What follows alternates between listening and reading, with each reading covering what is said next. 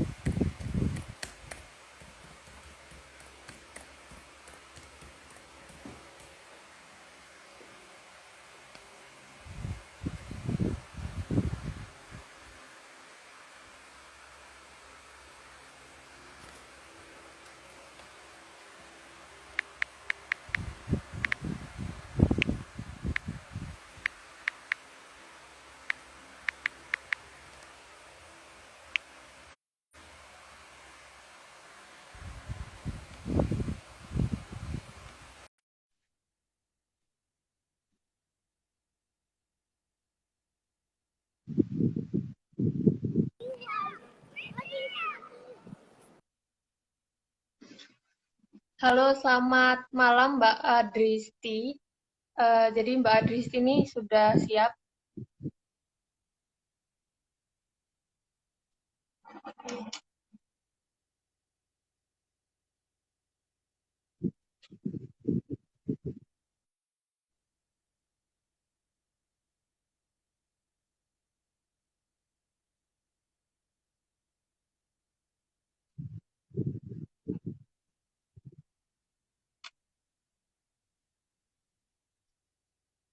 Oh, sebentar ya teman-teman.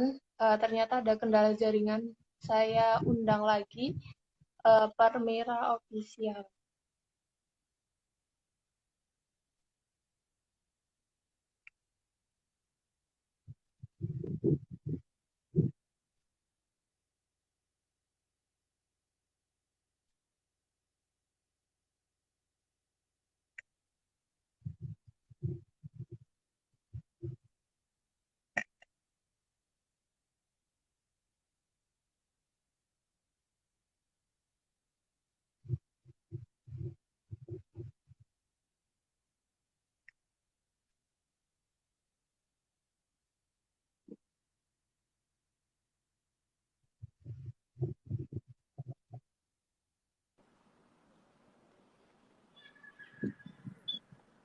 Iya, selamat malam Mbak Adristi. Untuk waktu Indonesia bagian Barat. Selamat Jadi malam, mungkin Mbak ada Anggun. perbedaan waktu di Indonesia dan di Rusia. Oke, untuk yang pertama mungkin kita harus perkenalkan acara kita dulu nih ya Pak An. Jadi acara kita pada malam hari ini adalah PPI Talks Radio Series yang keempat. Kali ini BEM UNER akan berkolaborasi dengan Permira Official. Uh, pada khususnya yaitu PPI Rusia. Tema yang kita bawakan pada malam hari ini adalah lebih dekat menyapa Rusia. Dengan pemateri kita adalah Mbak Adristi Maulida Fauzi. Beliau ini S1 Informatika Bisnis di Novosibirsk, Rusia. Mungkin saya agak kesulitan untuk menyebutkan nama kampusnya karena tidak terbiasa ya teman-teman dengan bahasa Rusia. Oke, mungkin bisa dilanjutkan dengan saya memperkenalkan diri dulu. Jadi, perkenalkan, nama saya Firman Arianti. Saat ini saya sedang menjabat sebagai Staf Dirjen Mitra Internasional Kementerian Hubungan Luar dari BEM Universitas Airlangga tahun 2021. Dan kita sudah bersama dengan pemateri kita yaitu Mbak Adristi Maulida Fitri.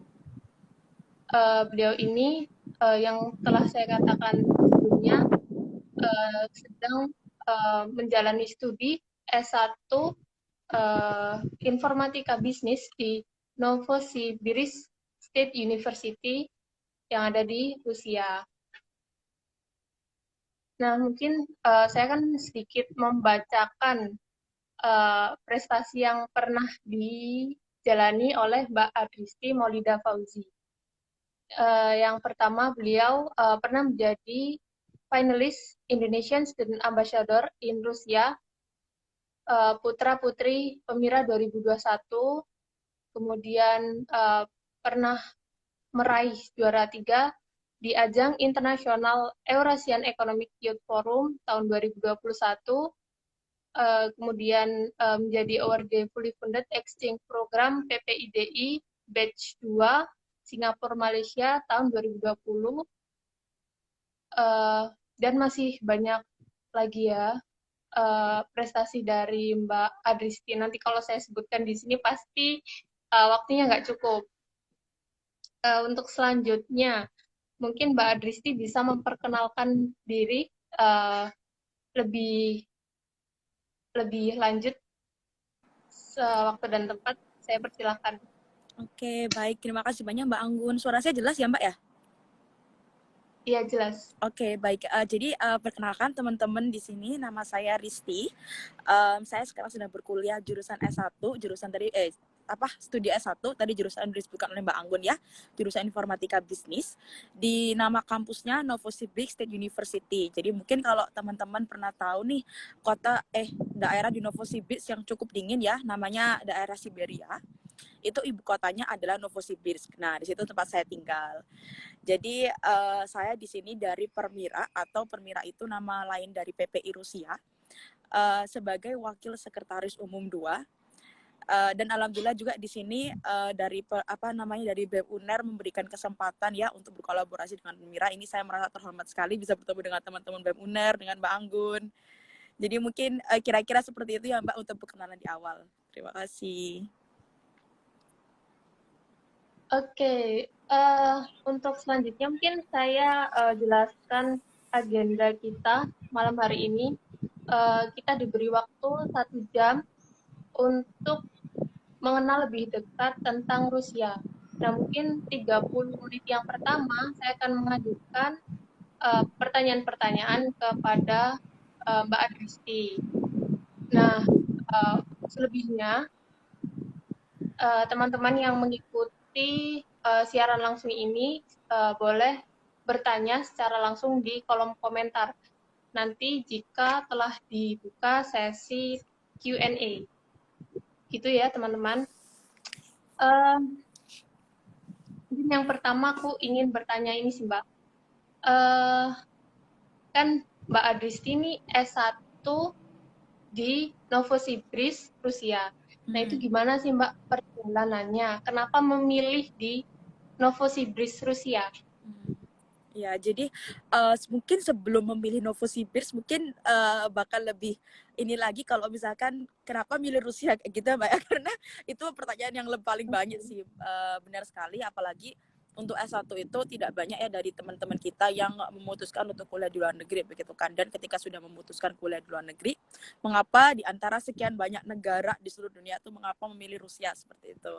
Nah, ini banyak sekali saya dapatkan ya pertanyaan seperti ini, dan sebenarnya alasan kenapa saya pilih ke Rusia itu juga cukup unik sebenarnya, karena memang dari awal ketika waktu saya kecil pun, bukan kecil sih, mungkin ketika saya di SMA ya, saya SMA itu mulai ada motivasi untuk kuliah di luar negeri seperti itu. Jadi mungkin kalau teman-teman yang bermimpi dari SMA udah pengen ke luar negeri, nggak mungkin teman-teman, karena banyak sekali kesempatan yang bisa teman-teman ambil kalau teman-teman mencari seperti itu. Jadi ketika awal SMA saya kepikiran pengen kuliah di luar negeri.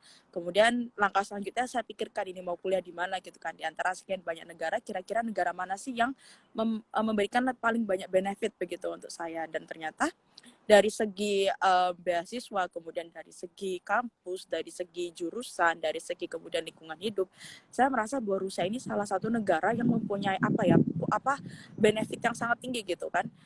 Karena pertama di Rusia itu biaya hidup itu tidak mahal gitu. Jadi bahkan kalau untuk teman-teman yang tidak dapat beasiswa pun, tinggal di Rusia itu tidak mahal gitu. Nggak seperti tinggal di Australia, di Singapura yang cukup mahal kan. Tapi kalau di Rusia itu tergolong sebagai salah satu negara Eropa yang dia biaya hidupnya tidak mahal.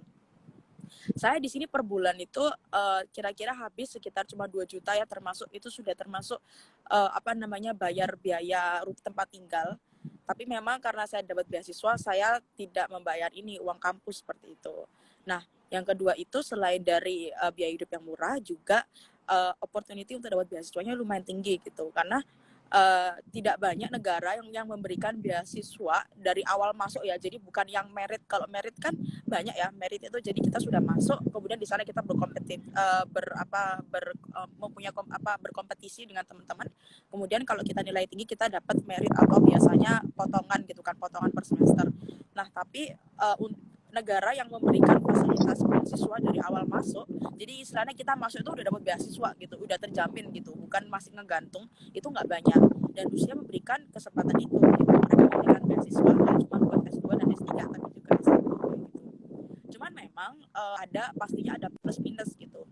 Minusnya adalah kita harus belajar dengan menggunakan bahasa Rusia gitu. Bagi sebagian orang ini minus ya, tapi sebagai sebagian orang ini juga bisa jadi plus, karena banyak sekali orang-orang yang memang pingin banget untuk bisa mempunyai kemampuan bahasa gitu, terutama bahasa Rusia yang katanya salah satu bahasa tersulit di dunia.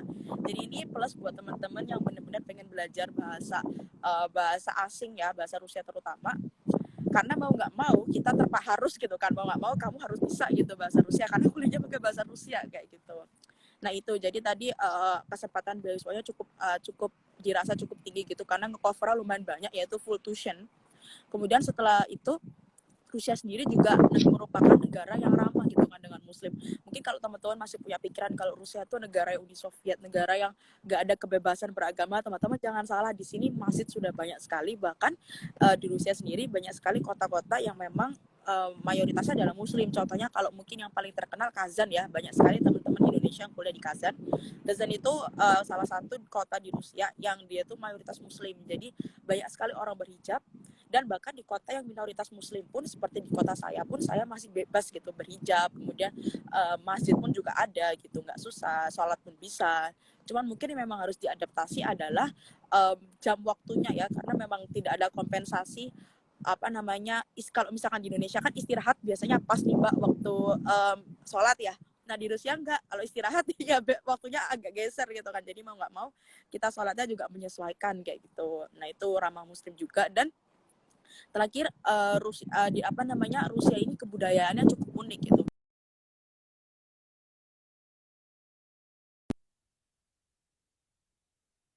Ya Rusia ini juga beragam ya. Jadi Rusia ini negara multicultural kayak Indonesia Indonesia ada banyak sekali bangsa-bangsa di dalamnya, suku-sukunya banyak sekali, dan Rusia ini sangat negara yang sangat menghargai budaya.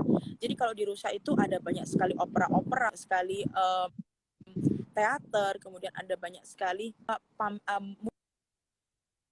museum-museum gitu yang mereka tuh sangat menghargai budaya-budaya lama mereka gitu. Kagum juga karena semua masyarakatnya mereka tuh mempunyai minat yang tinggi untuk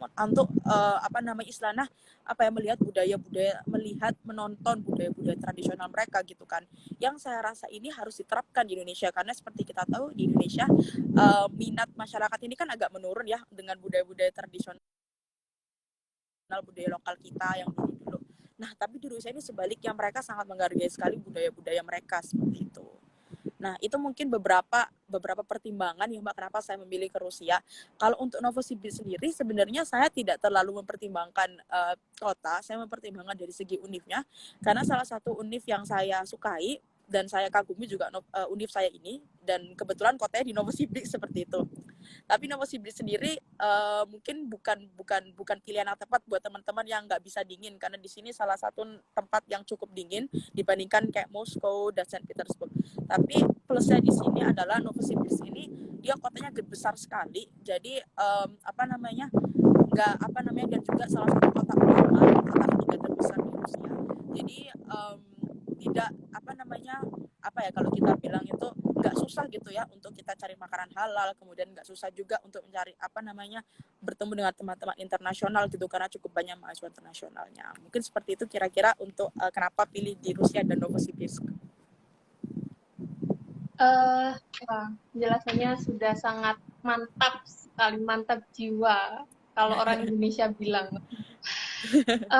Mungkin kita lanjut ke pembahasan selanjutnya. Nah, di Mbak Adris ini kan kuliah di Rusia dengan beasiswa. Nah, boleh dong Mbak Adris ini ceritakan gimana perjalanannya untuk mendapatkan beasiswa itu hingga sekarang bisa berkuliah di Rusia atau di Novosibirsk. Oke, baik. Jadi beasiswa itu seperti yang tadi saya bilang ya, beasiswa yang saya dapatkan itu adalah beasiswa pemerintah Rusia, teman-teman. Jadi ini beasiswa ini diberikan oleh pemerintah Rusia, dan beasiswa ini ditujukan untuk calon-calon mahasiswa S1, S2, dan S3. Nah, kemudian cakupan beasiswa ini apa aja sih? Kalau beasiswa pemerintah Rusia itu mereka hanya memberikan beasiswa untuk full tuition, jadi hanya untuk SPP kalau kita bilang ya mungkin gitu. Kemudian kita juga dapat uang saku teman-teman, meskipun nominalnya juga tidak terlalu banyak, tapi cukup untuk membayar tempat tinggal bisa, kemudian untuk menambahi kehidupan sehari-hari bisa seperti itu. Terus kenapa kok bisa saya dapat? Jadi dulu tuh saya tahu tentang info beasiswa ini karena memang dari dulu saya sudah aktif mencari beasiswa seperti itu. Saya kebetulan punya kakak kelas yang yang kuliah di Rusia, dan kakak kelas ini cukup dekat dengan saya. Saya dapat info juga tentang beasiswa ini dari beliau, dari kakak kelas saya. Kemudian saya coba daftar. Kalau teman-teman mau cari informasinya, teman-teman bisa kunjungi. Kalau di Instagram itu ada bukan Instagram, di Facebook itu ada nama orang tokoh gitu ya, yang bernama Vitali Glinkin. Beliau adalah salah satu direktur di PKR. PKR itu Pusat Kebudayaan Rusia di Jakarta. Jadi teman-teman bisa langsung cek aja di Facebooknya. Beliau membagikan informasi tentang beasiswa Rusia. Dan beasiswa Rusia ini diseleksi di Indonesia itu oleh PKR. Jadi Pusat Kebudayaan Rusia itu mereka yang menyeleksi tentang kandidat-kandidat yang akan menerima beasiswa Rusia kayak gitu. Nah, kemudian setelah waktu itu dibuka itu sekitar akhir tahun ya, jadi sekitar November Desember biasanya dibuka. Saya daftar waktu itu, seleksi pertama kita seleksi berkas seperti itu. Jadi kita mengumpulkan berkas-berkas. Nah, keuntungannya juga beasiswa Rusia ini karena kita belajarnya pakai bahasa Rusia, nanti itu tidak membutuhkan TOEFL dan IELTS, teman-teman. Jadi teman-teman nggak usah khawatir kalau nggak punya TOEFL dan IELTS, teman-teman masih bisa daftar gitu. Kemampuan bahasa Inggris memang diperlukan, teman-teman, karena pasti kalau kita hidup di negara di luar negeri, kita nggak bisa hanya bergantung dengan bahasa kita ya. Tapi yang jelas teman-teman nggak usah khawatir harus bayar mahal untuk TOEFL IELTS karena di sini tidak membutuhkan TOEFL IELTS. Setelah kita mengumpulkan berkas-berkas, kemudian alhamdulillah waktu itu saya lolos, dipanggil wawancara ya sekitaran awal tahun waktu itu, Januari Februari saya agak lupa. bulan segitu saya ke Jakarta, kita wawancara. Kemudian setelah kita wawancara, kita menunggu berkas. Nah, ini menariknya, bukan menariknya sih, satu hal apa ya, yang paling berkesan ketika beasiswa Rusia itu memang kesabaran, teman-teman. Jadi kalau kalau untuk beasiswa Rusia ini kita baru dapat konfirmasi itu cukup lama ya. Waktu itu saya dapat konfirmasi keterima kuota itu April Mei ya, waktu itu zaman waktu ujian nasional, kalau nggak saya juga agak lupa, April Mei. Kemudian tapi setelah itu belum, teman-teman. Jadi April Mei itu kita dapat news nih, kita keterima kuota. Tapi kita belum tahu keterima di kampus mana. Kan ini deg-degan lagi kan, ini kampusnya nggak tahu. Istilahnya kayak udah keterima tapi nggak tahu mau kuliah di mana kayak gitu. Nah, apalagi waktu itu juga sempat ada berita kan, kalau misalkan kalau belum keterima kampus itu kita belum bisa dibilang keterima gitu, karena ada kemungkinan kita nggak keterima di mana-mana kayak gitu kan. Wah, ini tambah deg-degan lagi kan, kalau udah terlanjur seneng tiba-tiba nggak jadi berangkat kan juga bingung juga kan. Nah, terus kita tuh baru dapat penempatan kampus itu sekitar Juni, Juli. Itu juga lumayan lama sekali menunggunya, bahkan ada yang baru dapat Agustus. Setelah dapat mulai mengurus visa, mulai mengurus halal dokumen-dokumen lainnya. Kemudian dari situ kita baru berangkat sekitar September. Jadi September itu mulai ajaran baru, kita berangkat ke Rusia. Nah, kira-kira kayak gitu ceritanya Kak tentang beasiswa Rusia kemarin.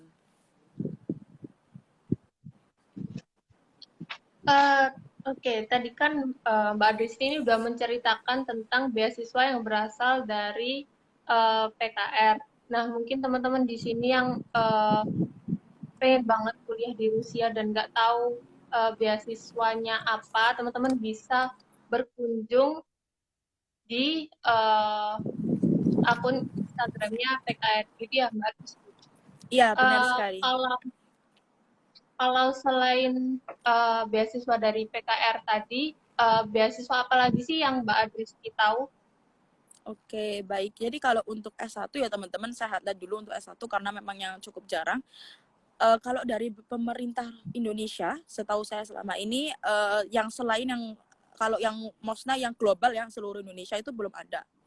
Tapi kalau nggak salah saya lupa waktu itu ada provinsi mana gitu sempat bekerja sama, dan juga Papua itu juga bekerja sama juga. Jadi mereka punya kuota sendiri untuk beasiswa ini, tapi tetap masuknya ke beasiswa pemerintah. Jadi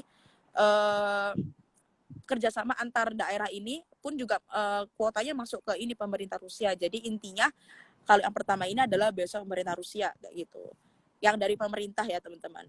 Nah, kemudian selain dari pemerintah Rusia itu kita juga ada beasiswa yang diberikan oleh kampus. Jadi yang diberikan oleh kampus itu berarti dari kampus mereka memang menyediakan seleksi beasiswa gitu. Contohnya misalkan kalau teman-teman pernah dengar beasiswa Innopolis kayak gitu, itu kampusnya Innopolis itu dia memberikan beasiswa. Kemudian ada beasiswa HSE juga. HS itu Higher School of Economics, yaitu di Moskow dan di Saint Petersburg, dia juga memberikan beasiswa. Ada kompetisinya, Global Scholarship Competition, teman-teman bisa cari Global Scholarship Competition HSE, itu untuk S1 juga ada. Kemudian ada beasiswa, kalau untuk S2 itu ada beasiswa selain beasiswa pemerintah Rusia, itu ada beasiswa Open Door. Nah, itu S2, S3. Kemudian juga ada juga beasiswa kalau nggak salah LPDB juga ada ke Rusia, dia mungkin teman-teman bisa cek aja karena saya kurang update juga untuk informasi LPDB. Tapi kalau LPDB kan informasinya jelas ya, teman-teman bisa langsung cek di website. Setahu saya sih selama ini yang teman-teman di Rusia dapatkan dari beasiswa itu. Jadi ada Innopolis, Red Door, Eco Door, Open Door, sama beasiswa HSE. Kemudian yang beasiswa pemerintah Rusia itu yang paling banyak sih, mungkin 90% kalau saya bisa bilang, hampir semuanya dari beasiswa pemerintah Rusia, karena kuotanya itu per tahun itu ada sekitar 100 orang dari Indonesia, 111, 130, saya agak lupa, sekitar segituan Kak. Nah, mungkin nih kalau misalkan teman-teman mau lebih tahu lagi, teman-teman bisa hubungi kampus-kampus yang teman-teman mau, tanya tentang opportunity atau kesempatan beasiswa, karena mungkin ada dari mereka yang punya tapi kurang terkenal, atau mungkin dari teman-teman di Rusia sendiri banyak yang tidak mengikuti. Jadi mungkin teman-teman bisa cari lagi informasi yang lebih lanjut ke masing-masing kampus yang teman-teman minati gitu. Cuman kalau untuk yang paling terkenal sih memang yang pemerintah Rusia. Selain itu ada yang tadi saya sebutkan tadi Kak. Nah, oke, penjelasannya sangat mendetail sekali sampai disebutkan beasiswanya secara gamblang dan teman-teman tinggal cari aja informasinya seperti apa. Dan mungkin kalau untuk persyaratannya teman-teman bisa baca sendiri ya di masing-masing penyedia beasiswa tersebut karena biasanya pun setiap penyelenggara beasiswa pasti memberikan syarat-syarat yang berbeda. Benar sekali. Tentunya LPDP akan juga berbeda dari beasiswa yang diberikan yang didapat oleh Mbak Adisti tadi. Tentunya di LPDP diwajibkan untuk mengambil TOEFL atau IELTS. Sedangkan beasiswa yang didapat Mbak Adisti tadi mengharuskan untuk bisa berbahasa Rusia secara fasih. Nah, mungkin teman-teman yang ingin kuliah di Novosibirsk juga bisa belajar bahasa Rusia ke Mbak Adristi. Kayak gitu ya teman-teman. Mungkin Mbak Anggun izin sedikit masuk nih Mbak. Tadi mungkin ada sedikit kesalahpahaman. Kita tidak membutuhkan TOEFL IELTS, tapi tidak harus bisa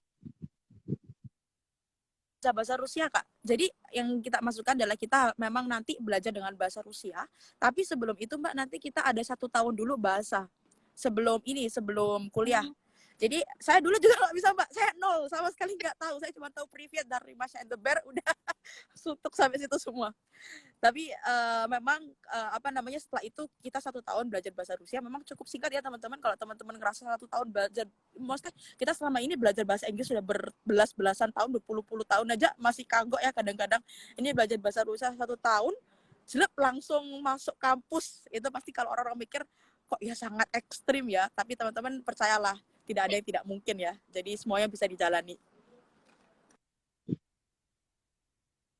Iya, mungkin satu pertanyaan lagi terkait beasiswa, tips dan triknya untuk menghadapi tekanan yang begitu berat ala Mbak Adristi seperti apa selama menjalani tahap untuk mengambil beasiswa dari Novosibirsk. Jadi kalau misalkan paling berat sih mungkin teman-teman ini merasa sendiri ya. Kalau saya selama ini merasa bahwa berjuang sendiri itu memang susah gitu. Kalau orang bilang berjuang sendiri itu susah, memang benar teman-teman. Karena kalau misalkan kita ujian kalau ini teman-teman biasa ambilkan SBMPTN, SNMPTN, Mandiri gitu-gitu kan banyak ya pejuangnya. Yang memfasilitasi latihan-latihan pun banyak dari bimbel-bimbel. Udah nggak usah ditanya lagi deh kualitas bimbel itu juga luar biasa gitu kan. Tapi kalau untuk beasiswa Rusia, kalau untuk beasiswa ya, saya nggak bilang beasiswa Rusia aja, karena ini menurut saya sama semuanya. Untuk ngambil beasiswa itu teman-teman harus mau melangkah sendiri gitu. Teman-teman nggak bisa berpatokan pada orang-orang yang teman-teman sekeliling gitu, karena pasti teman-teman nggak banyak orang gitu kan. Syukur-syukur kalau teman-teman punya teman yang satu visi gitu kan, sama-sama pengen belajar di luar negeri. Tapi kalau sendiri pasti ada banyak sekali gangguan dan hasutan orang-orang yang biasanya mengatakan udah deh nggak usah jauh-jauh, ngapain sih gitu kan kuliah di Indonesia aja kayak gitu. Nah ini menurut saya salah satu mungkin terlihat sepele ya Mbak, tapi itu salah satu mental breakdown terbesar saya dulu ketika tidak ada yang mendukung kayak gitu kan. Ketika tidak ada yang mempunyai ekspektasi kayak gitu. Nah tapi berhubung juga waktu itu kebetulan keluarga saya mendukung dan teman-teman saya banyak yang cukup suportif juga, akhirnya ini menjadi salah satu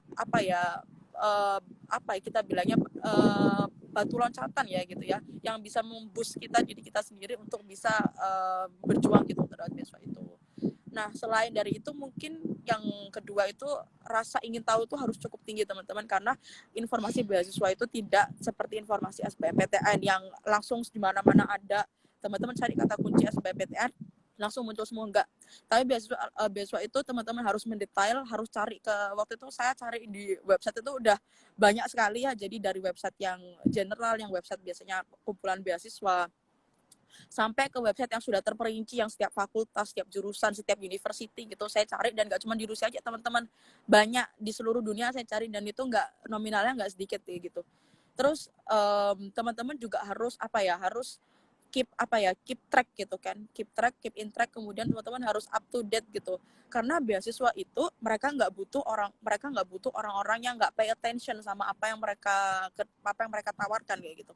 teman-teman nggak akan dapat last call, teman-teman nggak akan dapat peringatan, SBMPTN kurang, kalau misalkan di Indonesia SBMPTN kurang 10 hari, SBMPTN kurang berapa hari, beasiswa nggak ada, tutup ya tutup, nggak ada memberitahu dari email, oh kita udah mau tutup, nggak ada teman-teman nggak daftar ya udah tutup itu semua beasiswa. Jadi teman-teman harus selalu take notes gitu ya, kapan beasiswa ditutup, kemudian kapan seleksi berkasnya, kapan kita harus ngumpulin dan lain-lain. Nah ini 3 hal yang menurut saya jadi kunci utama. Jadi yang pertama itu harus teman-teman harus kuat motivasi untuk melangkah sendiri. Kemudian yang kedua teman-teman harus rasa ingin tahunya harus tinggi. Kemudian yang ketiga teman-teman harus keep in track kayak gitu kan. Harus selalu take notes tentang hal sekecil apapun, hal sedetail apapun yang teman-teman bakal hadapi seperti itu. Jadi mungkin ini 3 hal yang menurut saya bisa dibilang kunci ketika saya kemarin waktu berjuang dapat beasiswa. Oke, lihat teman-teman sekalian terkait dunia perbeasiswaan yang ada di Rusia. Nah, selanjutnya kita akan memasuki dunia kampus yang ada di Rusia. Mungkin pertanyaan yang pertama adalah bagaimana kondisi kampus di Rusia, Mbak? Bisa diceritakan dari belakangnya, Mbak? Adris ini saya nampak seperti ada bangunan yang kokoh dan sangat megah. Iya. Ini kebetulan saya di kampus, Mbak, di depan kampus. Mungkin kalau mau lihat, aduh sebentar, ini anginnya lumayan banter ya, karena di Rusia sekarang itu lagi masuk musim spring, musim semi gitu. Ini saya di depannya kampus, di halamannya. Nah, ini sudah mau maghrib, jadi teman-teman di sini itu maghribnya masih berapa ya? 9:30 ya. Sekarang di Rusia, kebetulan Rusia kan ada 11 zona waktu ya, Mbak ya. Dan kebetulan tempat saya sama kayak di WIB. Jadi sekarang juga sama, jam setengah 9 malam. Tapi karena sekarang kalau di Rusia itu kan kalau musim, kita ada 4 musim. Nah, musim semi, sekarang lagi musim semi itu matahari terbenamnya itu sekitar 9:30. Jadi ini masih sangat masih sangat terang ya, saya masih di luar padahal sudah 8:30 malam kayak gitu. Dan bangunannya pun kebetulan kampus saya bangunan baru, jadi bukan bangunan yang zaman dulu ya. Mungkin kalau teman-teman lihat di kampus lain ada beberapa yang bangunannya masih bangunan lama. Nah, kebetulan kampus saya ini udah bangunan baru, jadi ya lumayan agak sedikit futuristik gitu ya kalau kita bilangnya. Kalau dunia perkuliahannya ini dari mana, Mbak, mulainya nih?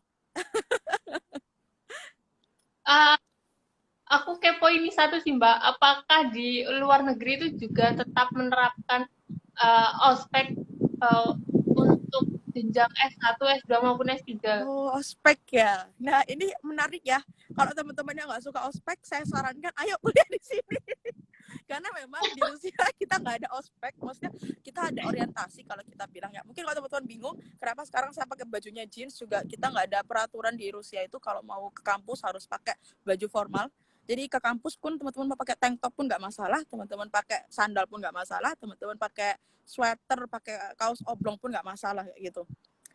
Rok mini pun juga nggak masalah. Jadi mungkin memang sedikit budaya berbeda di situ. Dan kalau ospek pun di sini nggak ada, adanya orientasi biasa. Jadi orientasi itu perkenalan, biasanya sih kita masuk, kita di auditorium yang besar sekali itu, kelas yang gede, kemudian kita di briefing gitu sama biasanya dari dosen, kemudian ada panitianya nge-briefing gitu tentang kampus, kayak perkenalan gitu kampus ini, kayak sedikit sejarah mungkin biasanya, kemudian ada perkenalan fakultasnya apa aja. Terus kemudian juga ada biasanya sih ada pentas ya. Kemudian karena kebetulan kemarin COVID kita nggak ada pentas, jadi nggak ada kayak acara yang kayak kons ada kayak pentas seni gitu, nggak ada. Tapi biasanya ada beberapa kampus yang dia memang sangat sangat totalitas gitu untuk menyambut siswa barunya. Biasanya ada bukaan, kemudian ada kontes. Nah, begitu ada pentas seni, apalagi kalau mahasiswa internasional biasanya lebih meriah lagi gitu kan, karena lebih disambut lagi kayak gitu. Nah, biasanya perkenal orientasi biasa aja sih, Mbak. Jadi kayak keliling tur kampus gitu, ngeliat bangunannya, kenal-kenalan. Udah langsung besoknya langsung masuk. Nggak ada ospek-ospekan gitu di sini, nggak ada. Tidak mengenal ospek. Nggak ada. Mungkin kumpul-kumpul. Banyak kalau nggak ada ospek ya, Mbak ya. Iya, nggak seru juga sih kalau kita bilangnya ya, nggak kayak di Indonesia. Kalau saya selalu sebenarnya sama di Indonesia tuh karena solidaritasnya tinggi sekali ya kalau kita lihat-lihat. Tapi di sini mungkin memang karena budayanya beda ya, Mbak ya, jadi nggak ada kayak gitu. Mungkin ada sih perkenalan kayak sama senior gitu biasa kumpul ada, tapi nggak yang kayak ospek gitu, nggak. Jadi kumpul-kumpul duduk-duduk biasa, ngobrol-ngobrol, selesai kayak gitu sih Mbak kalau untuk ospeknya. Oke. Itu ya teman-teman tadi tentang eh, apa ya namanya? Mungkin eh, perkenalan semacam ospek di Rusia. Ternyata tidak ada Kecewa ya penonton ya. mungkin Penonton kecewa gak ada ospek. jangan kecewa ya penonton. Harusnya kalian senang tidak ada ospek. Tapi bisa digantikan dengan kegiatan lain yang lebih bermanfaat. Nah, untuk pertanyaan selanjutnya nih, gimana sih Mbak budaya belajar yang ada di Rusia atau di kampusnya Mbak Disti sendiri seperti apa budaya belajarnya? Oke, jadi kalau misalkan budaya belajar, mungkin kita bisa, saya mulai dari ini Mbak ya, di kampusnya kayak gimana ya, mungkin ya apa namanya, kayak sistematikanya ya. Jadi saya nggak mau mengeneralisir semua kampus, tapi mungkin sebagian besar sama. Kalau di Rusia itu kita kita nggak biasa bilang semester ya, biasa kita bilang tahun. Jadi orang-orang biasa nggak nanya kamu semester berapa, kamu biasa kita ditanya kamu tahun keberapa kayak gitu. Dan sebagian besar sih mungkin ketika tahun pertama kayak di Indonesia juga kita belajar materi-materi dasar, jadi kayak matematika dasar, kemudian sains dasar kayak gitu-gitu yang belum menjurus. Nanti semester 2, semester 3, 4 baru kita mulai masuk semester 2, tahun kedua, tahun ketiga, tahun keempat itu kita baru masuk ke yang lebih menjurus matkulnya. Kemudian di Rusia sendiri itu kalau untuk jenjang S1 kita mengenalnya 4 tahun, kebanyakan 4 tahun. Tapi untuk kayak di Rusia itu selain S1 kita ada namanya jenjang spesialis Mbak. Jadi jenjang spesialis itu diperuntukkan untuk jurusan-jurusan yang apa ya, mungkin butuh ekstra tahun ya untuk lulus. Tapi enaknya spesialis itu kalau di Rusia, spesialis itu bisa dianggap apa ya, S1 dan S2 digabung kayak gitu. Jadi lebih singkat.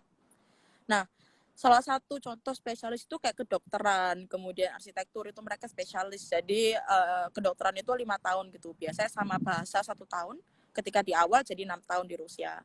Kalau untuk di kelas itu kita biasa ada 2 tipe. Jadi ada leksia itu kayak lecture kayak gitu. Kemudian yang kedua itu ada praktek. Nah, kalau leksia itu lecture itu kita di kelas besar gitu. Biasanya ada banyak kelas, nggak cuma satu kelas digabung gitu, berapa kelas yang matkulnya sama. Dosennya menjelaskan biasanya cuman ya menerangkan gitu sih, bukan yang dua arah gitu, nggak terlalu kayak gitu. Intinya memberikan sih kalau itu, maksudnya kayak lecture kan dikasih gitu ya, kita dikasih materi jelang selesai kayak gitu. Nah kalau praktek itu biasanya lebih detail ya, jadi kelas kecil biasanya satu grup gitu isinya 20 orang itu di kelas, satu dosen gitu, terus kita ya menyelesaikan secara praktek gitu kan. Jadi kalau matematika ya berarti menyelesaikan soal kayak gitu, terus kayak misalkan laboratorium berarti praktek laboratorium kayak gitu. Itu kalau dari segi pembelajarannya. Kemudian dari sistem ujiannya itu kita ada ujian harian. Kalau di Indonesia kayak ujian harian ya, kalau di sini disebutnya kontrol naya. Jadi itu biasanya beda-beda. Kalau ujian harian itu bisa tiap matkul itu satu semester 3 kali, bisa per bulan sekali, bisa seminggu sekali. Jadi itu suka-suka dosen ya gitu ya kalau ujian harian. Terus kita di sini nggak mengenal ujian tengah semester. Kita biasanya cuma ada ujian akhir semester. Jadi biasanya periode itu Desember, sekitaran Desember gitu. Kalau yang semester ganjil ya berarti semester ganjil Desember. Kalau semester genap itu sudah mulai masuk ini. Saya sudah besok tanggal 7 ini sudah mulai masuk minggu final exam ya kalau kita bilang ujian akhir semester. Nah, di Rusia itu disebutnya sebagai sesia. Jadi di sini tuh sebutnya sesia. Dan uniknya ujian di Rusia itu kita semuanya lisan dan tertulis kayak gitu. Jadi tidak mengenal hanya tertulis saja, lisan dan tertulis kayak gitu kalau ujian akhir semester itu. Jadi biasanya dikasih apa ya, kalau kita biasanya ambil tiket gitu ya, bukan tiket sih, kayak lotre gitu, ada satu materi yang kita harus jelaskan, terus gitu kita lisan gitu ke dosen jelaskan materi itu. Nah uniknya ini kalau matematika pun juga lisan. Jadi kalau misalkan sejarah kan masih masuk akal ya Mbak ya, kita lisan jelasin, oh sejarah zaman Uni Soviet ya gitu misalkan. Nah matematika lisan ini kita jelaskan pembuktian rumus lisan, jelaskan kok ini jadi gini, lisan itu juga agak bingung sebenarnya. Cuman ya begitulah gitu kan. Terus setelah itu tertulis biasa kayak ujian biasa. Nah, itu mungkin kalau dari segi pembelajarannya. Tapi kalau dari sisi belajar kayak individu, mungkin teman-teman kayaknya sama ya di mana-mana, saya rasa di Rusia, di Indonesia pun tipikal yang suka belajar ya belajar dari awal, tipikal yang belajar mepet-mepet ya SKS ya gitu. Cuman kalau sebagai siswa internasional saya tidak pernah menganjurkan untuk menerapkan sistem SKS ya teman-teman. Jadi sistem SKS tuh apa ya, kalau kita bilang bunuh diri bunuh diri kalau sistem SKS itu. Karena lumayan banyak materinya, apalagi kalau belajar dalam bahasa Rusia kan nggak bisa langsung masuk gitu kan, kita harus translate dulu kan, kemudian kita harus baca ulang berkali-kali, belum lagi latihan ngomongnya kan kalau ujian lisan gitu kan. Terus dari segi nilai sih di Rusia itu bukan 1-4 ya, kalau di Indonesia kan IPK 1-4, di sini tuh 1-5. Nah biasanya kalau 5 itu udah paling tinggi, kemudian kalau misalkan 4 itu ya biasa lah kayak B kayak gitu, kalau 3 itu lolos tapi mepet jadi kayak C mungkin, nah kalau 2 itu kita harus ngulang kayak gitu. Nah kalau dari sisi penilaiannya teman-teman, mungkin kalau dibilang kampus saya ini, saya juga cukup heran sama kampus saya, karena kampus saya di sendiri saya bisa bilang cukup lumayan ketat ya dibandingkan kampus lain, karena kalau saya lihat teman-teman saya nggak separah di kampus saya. Jadi kalau di kampus saya itu sistem DO itu sangat apa ya, sangat mudah didapat gitu. DO kayak makanan sehari-hari kayak gitu. Mungkin kalau di Indonesia ngelihat orang DO udah kayak, ih anaknya kok ini banget ya, nakal banget, anaknya kok ini banget gitu. Tapi kalau di sini DO itu udah kayak ya udah gitu, itu hal yang normal gitu, kayak nggak apa namanya, nggak, kalau bukan berarti orang yang DO itu dia itu ini ya, nggak pintar, nggak, itu normal kayak gitu. Jadi tapi memang karena itu kita memang harus belajar lebih giat sih, mungkin kayak gitu ya sekilas kalau pembelajaran di Rusia itu kayak gimana. Oke, mungkin itu penjelasan yang cukup panjang dari Mbak Adristi soal gimana sistem pembelajaran di Rusia dan budaya belajar yang ada di Rusia. Nah, untuk selanjutnya, tentunya Mbak Adristi di Rusia kan juga sebagai makhluk sosial. Nah, uh, uh, pergaulan di Rusia itu sendiri atau di lingkup kampusnya itu seperti apa ya, Mbak? Oh, kalau pergaulannya sebenarnya teman-teman bisa memilih sih. Kalau pergaulan itu saya rasa nggak, bukan berarti kalau misalkan kita, kalau orang-orang bilang kalau kita kuliah di luar negeri pasti kena budaya di sini, nggak ya, nggak selalu, karena teman-teman bisa, saya yakin teman-teman bisa memilih kan kalau untuk bergaul. Tapi mungkin jelasnya budaya nggak sama kayak di Indonesia ya. Kalau misalkan di Rusia lebih terbuka gitu kan, kalau teman-teman bisa lihat kalau kayak ya kayak kebar gitu biasa, kemudian orang-orang apa namanya kayak party gitu juga udah biasa, bukan dianggap sebagai hal yang negatif, di sini dianggap sebagai hal yang normal gitu, karena itu cara mereka melepas stres kayak gitu ya. Terus kalau untuk bergaulnya pun memang mungkin kalau di Rusia ini nggak bisa seakrab se-SKSD orang Indonesia ya, kalau kita bisa bilang. Kalau Indonesia mungkin gampang ya kita dekat dengan orang baru kenal, tapi di Rusia enggak menurut saya. Bahkan kalau saya bisa bilang itu orang ini apa ya, karakteristik orang Rusia ya, mereka itu kalau dengan orang awam mereka mungkin agak apa ya, nggak terbuka gitu, tapi kalau misalkan udah dekat mereka bakal lebih dekat daripada keluarga kayak gitu. Jadi ini salah satu apa ya, hal yang menurut saya unik ya di Rusia tuh kayak gitu. Jadi mereka nggak terlalu terbuka di awal, tapi setelah dekat memang mereka dekat sekali orangnya. Oke, untuk pertanyaan selanjutnya, mungkin saya bacakan dari teman-teman yang sudah bertanya lewat forum pertanyaan. Mungkin ini dari Zulfa Asahlan. Kalau mau dapat beasiswa Rusia, apakah diharuskan bisa bahasa Rusia? Oke. Jadi tadi sudah sempat diterangkan ya, kalau untuk bahasa Rusia nggak harus Kak Zulfa, jadi nanti bisa belajar bahasa Rusia ketika udah di Rusia, karena pasti mereka akan memberikan fasilitas untuk kita belajar bahasa Rusia selama 1 tahun, jadi nggak usah masalah. Saya dulu juga nggak bisa bahasa Rusia, Kak.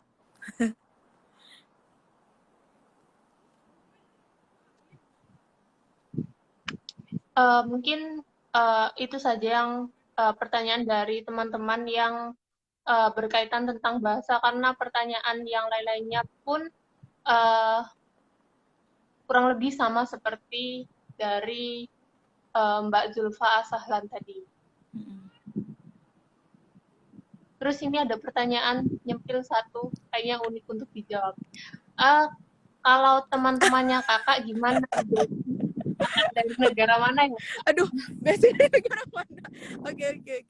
Jadi kalau teman-teman saya ya, sebenarnya saya kalau bisa bilang kalau teman internasional lumayan lebih banyak ya daripada teman Rusia, karena memang teman internasional kan kita satu dormitory ya, satu asrama sama teman-teman internasional, jadi pasti lebih deket dong. Yang paling dekat teman internasional yang paling sering bantu gitu. Kalau bestie saya pun juga dari teman-teman internasional gitu, dari Sri Lanka ada, kemudian dari Singapura ada, dari Nigeria juga ada, dari macam-macam negara, saya juga lupa, Iran, Arab gitu juga banyak banget orang-orang Arab di dormitory. Tapi kalau teman-teman Rusia juga ada, cuman mungkin memang kalau yang saya bisa bilang yang paling deket sih teman-teman Rusia yang bisa bahasa Inggris biasanya, karena yang paling ngerti kan ya, nggak mungkin dong kalau misalkan saya agak aneh juga kalau saya punya bestie teman yang kurang bisa bahasa Inggris, karena susah untuk deketnya dari awal gitu kan. Tapi kalau untuk pertemanan dengan teman-teman Rusia nggak ada masalah sih, nggak susah kayak gitu. Oke, terus tadi ada satu pertanyaan di kolom komentar. Mm-mm. Mbak Disti sendiri apakah sempat mengalami culture shock saat datang pertama kali di Rusia atau beberapa waktu pertama menginjakan kaki di Rusia? Oke. Kalau culture shock kayaknya pasti ya. Kalau culture shock itu nggak mungkin enggak. Karena pasti karena dari sisi beda budaya ya, itu yang ngebikin kita jadi agak kaget sempat pertama. Mungkin dari musim ya, musimnya waktu itu datang kebetulan winter ya, winternya apa namanya cukup parah sih. Kalau di Siberia itu minusnya paling paling apa sih, paling bawah itu bisa sampai -40. Nah itu sempat saya udah nggak bisa keluar, udah kayak udah keluar itu udah putih semua ini bulu mata, alis kayak gitu. Terus dari sisi, tapi lama-lama kalau musim sih terbiasa ya, jadi terbiasa ganti baju, ganti apa namanya, ganti lemari itu setiap satu season habis. Jadi winter habis kita ganti baju musim panas kayak gitu. Jadi udah kebiasa makin kesini. Kemudian mungkin dari sisi budaya yang juga lumayan shock juga ya. Jadi orang-orang di sini susah juga, awal-awal tadi saya bilang kan mereka nggak terlalu ramah gitu. Mungkin kelihatan nggak ramah, tapi sebenarnya mereka biasa aja. Cuman kebanyakan orang Rusia tuh kalau ngomong, mungkin teman-teman pernah dengar kayak orang marah-marah ya. Padahal mereka biasa aja, cuman memang itu kayak logatnya mereka gitu, kayak orang marah-marah. Awal saya pikir ini memang saya dimarahi kayak gitu kan. Sempat beberapa kali salah paham juga, tapi itu bisa dilewati, nggak masalah karena udah terbiasa juga hidup dengan orang-orang di sini. Terus mungkin makanan juga ya, makanan juga sedikit culture shock juga, karena makanan di sini nggak bumbunya nggak semantap bumbu Indonesia. Jadi tiap kesini tuh bon cabai saya sudah habis sebulan pertama, padahal boknya yang gede itu botolnya langsung kayak udah habis, sudah bingung ini gimana ini mau makan pedes ini. Karena nggak pedes juga di Rusia kan makanannya.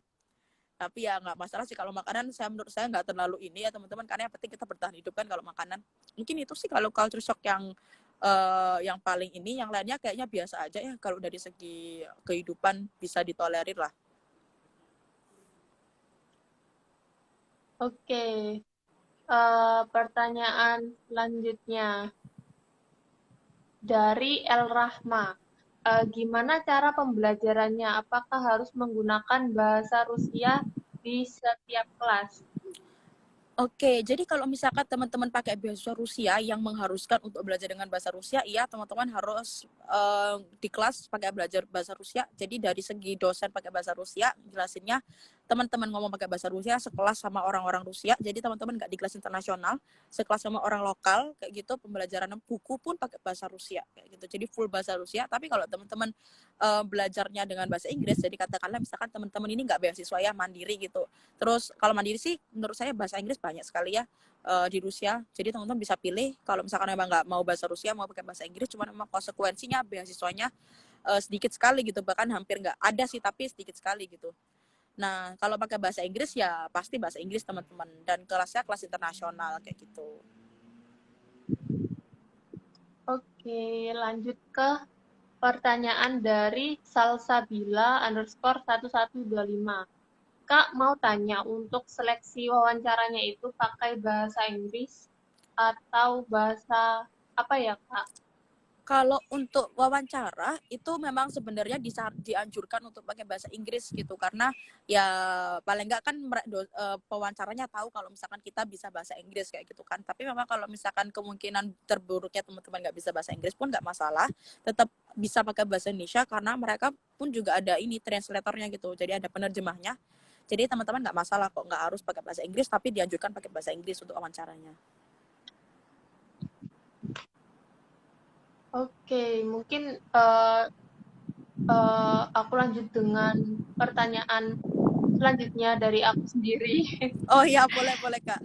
Jadi teman-teman kalau mau bertanya silakan bertanya di kolom komentar atau lewat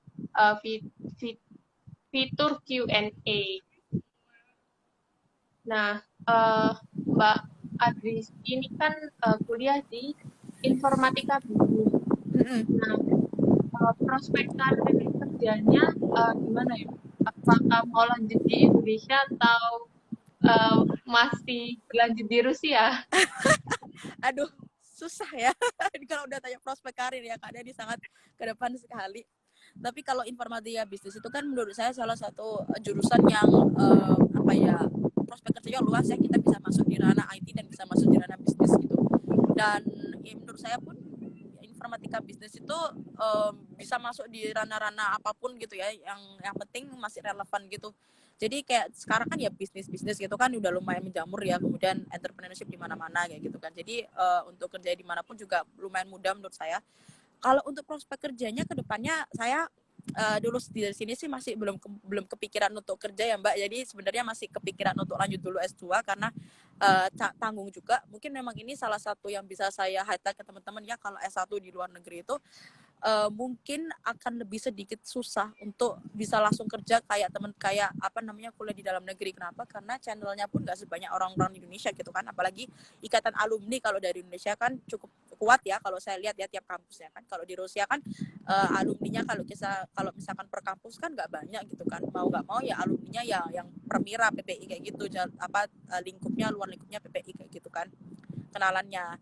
Nah, jadi saya mungkin kalau teman-teman mau lebih apa ya istilahnya kayak lebih keren lagi gitu, sekalian teman-teman gitu lanjut S2 dulu. Nah, itu juga plan saya sih mau lanjut S2 dulu, cuman di mana saya masih mikir lagi, harus cek dulu.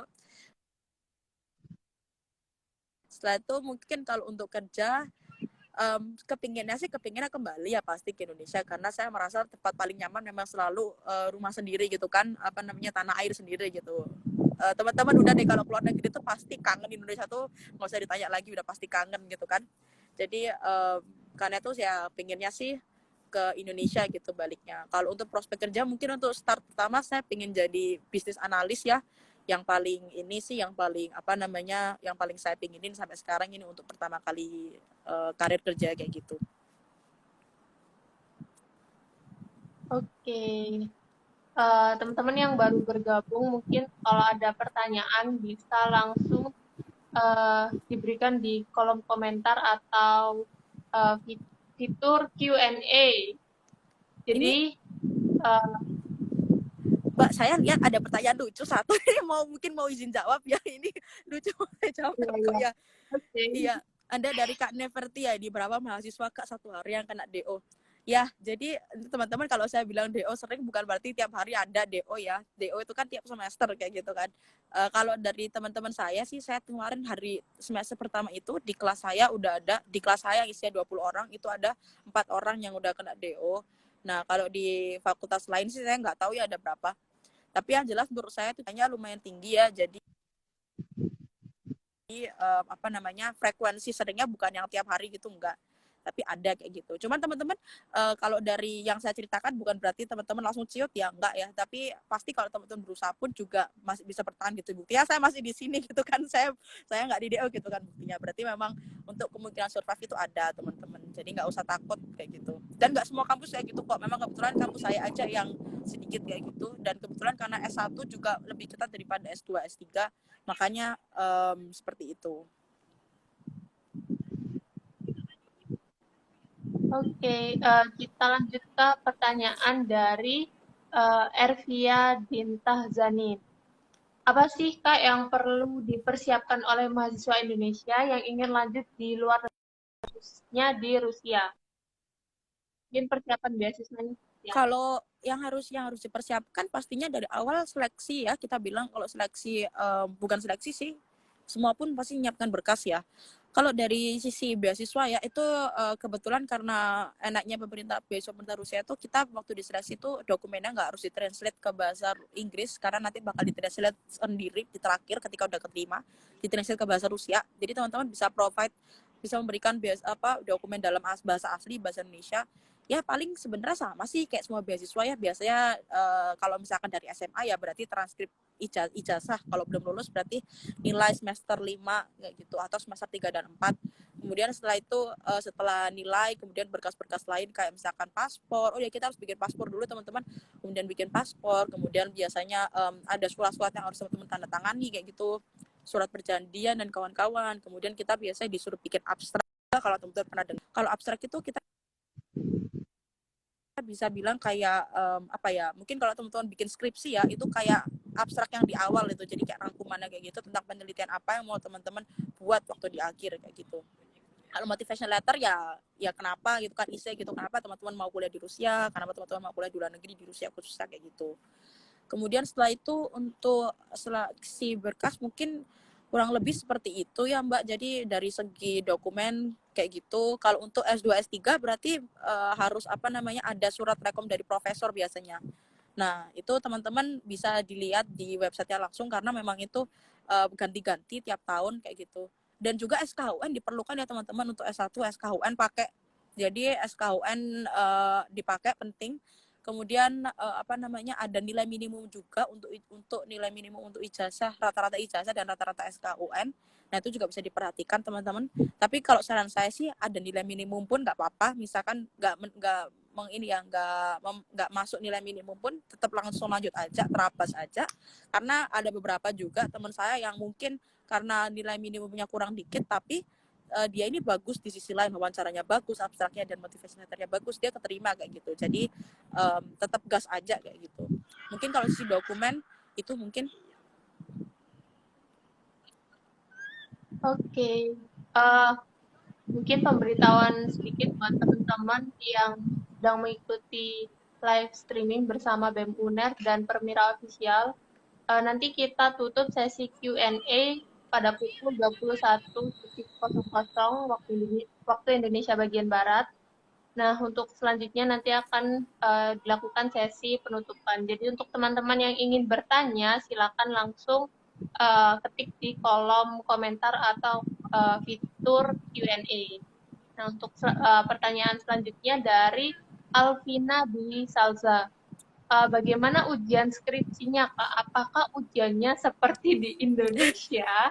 Waduh, Mbak, ini mungkin bisa dihatlah sedikit, saya belum skripsi Mbak. Iya, benar, tapi benar. tapi yang jelas skripsi yang saya tahu ya, sedikit informasi yang saya tahu, nanti mungkin bisa dikoreksi. Kalau skripsi kita kuliah dengan bahasa Rusia, kita skripsinya pakai bahasa Rusia. Saya udah pernah beberapa sempat tanya juga, kalau skripsi dalam bahasa Inggris di kampus saya tidak diperbolehkan gitu. Mungkin di kampusnya diperbolehkan, saya juga kurang tahu. Tapi kalau skripsi di sini untuk sistematika sidangnya, mohon maaf mungkin belum bisa menjawab ya. Untuk gimana sistematikanya, karena saya juga belum mengalami kayak gitu. Jadi untuk begitu kalau untuk skripsinya. Tapi mungkin kalau untuk sidang mungkin mirip-mirip ya. Kita ada sidang juga. Saya pernah dengar juga dari teman-teman yang udah S2 S3, beliau ada sidang juga gitu kan, diuji juga oleh profesor. Jadi menurut saya kurang lebih sama ya. Nanti juga teman-teman pilih judul, kemudian harus membuat skripsi, kemudian sidang mungkin sama. Mungkin ada sedikit perbedaan. Nah, ini yang saya juga kurang tahu detailnya. Nanti mungkin teman-teman bisa cari informasi lebih lanjut tentang ini. Oke, jadi untuk pertanyaan dari siapa tadi, Alvina Dizalza, mungkin Mbak Adristinya kurang banyak informasi karena juga masih tahun kedua ya Kak di Iya. Rusia. Jadi mungkin masih dua tahun lagi akan menjalani sidang skripsi gitu. Selanjutnya ada pertanyaan dari V. Jafria. Kak, SBMPTN yang dipilih apakah dengan nilai, mungkin pertanyaannya begini, apakah kalau kita mendaftar di Rusia, kita boleh menyetorkan nilai SBMPTN sebagai pengganti nilai SKHUN? Mungkin seperti Oh, itu. nggak bisa teman-teman. Jadi SBMPTN itu tidak digunakan untuk di Rusia. Dia penilaian hanya UN dan SKHUN kayak gitu. UN salah, ijazah dan SKHUN gitu. Tapi yang paling utama ijazah sih teman-teman. Kalau SKHUN mungkin dijadikan apa ya? Pendamping kayak gitu ya, pendamping kayak gitu. Tapi yang paling utama biasanya ijazah yang pertama kali diminta. Itu ya jawaban buat Vija Pria.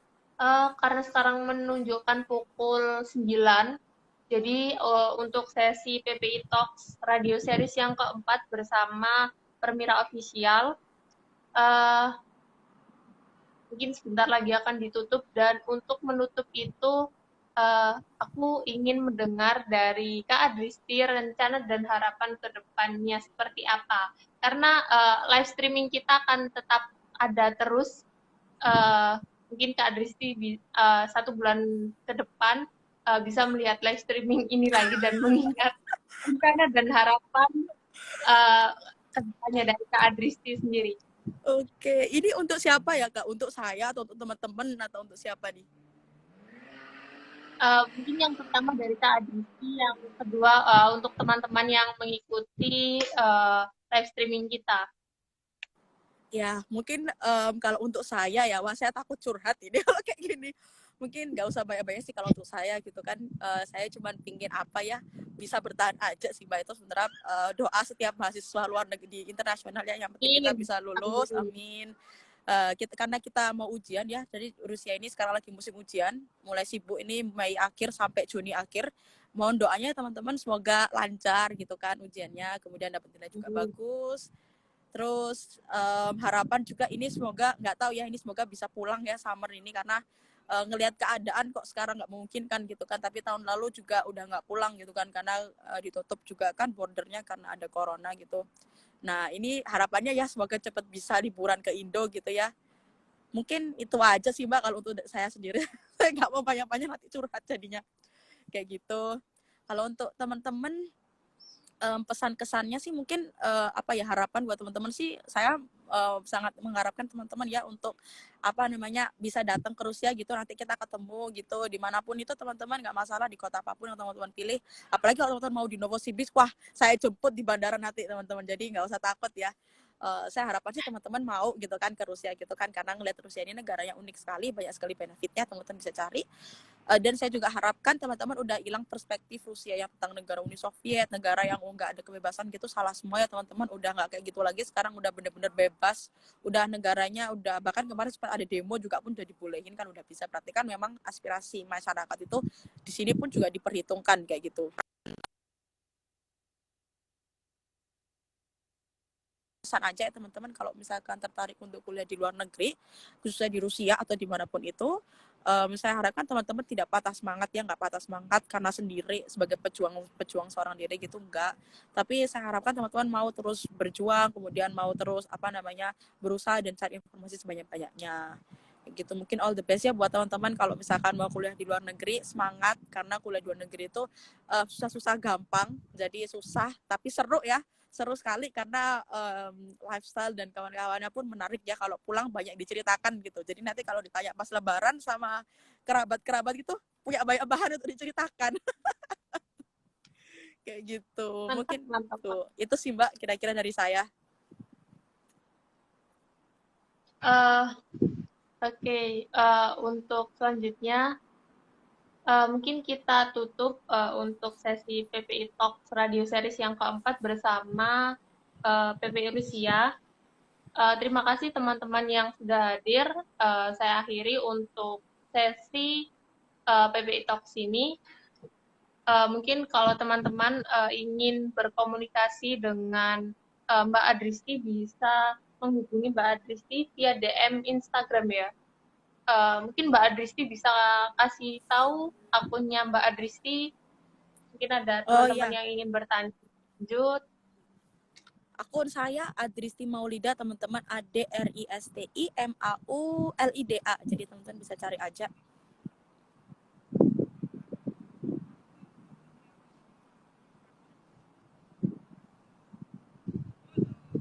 Wah, saya mau ketikan tapi nampaknya keyboard saya agak error, jadi Oh mungkin gitu. teman-teman bisa mengingat sendiri ya akun Diingat aja ya. Instagramnya dari Mbak Agristi. Uh,